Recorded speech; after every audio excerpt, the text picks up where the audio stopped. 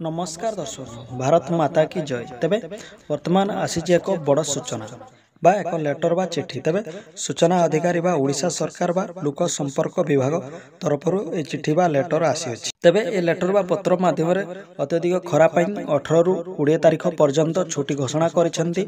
समस्त सरकारी अनुदान प्राप्त शिक्षा केन्द्र बा बेसरकारी विद्यालय बा शिक्षा केन्द्र गुड़िक बंद रहिबो बोली ओडिशा सरकार घोषणा करथिले बा करिसेंती। तेबे पाणीपागर सूचना अनुसार बा अनुजाई आसंता दिन मानकरे खरार तापमात्रा अत्यधिक प्रखर हवा सहित बढ़िबारे लागिछि। याकू आखिरे रखी वर्तमान ओडिशा सरकार बा राज्य सरकार छुट्टी घोषणा करिसेंती समस्त सरकारी विद्यालय एवं बेसरकारी विद्यालय गुड़िक। तेबे यारि मध्यरे खरार प्रभाव अंगनवाड़ी शिशु मानकु पड़ू नहीं। तेबे शिशु माने छोट होइतिबारु तांको मानकु खरा काटुने बोली वर्तमान दीदी माने दाबी रखिसेंती। एवं काहेकि अंगनवाड़ी केन्द्र गुड़िक बंद कले नहीं ओडिशा सरकार बा राज्य सरकार याकू तीव्र निंदा करुछंती वर्तमान सारा ओडिशार अंगनवाड़ी कर्मी एवं सहायिका भणी माने।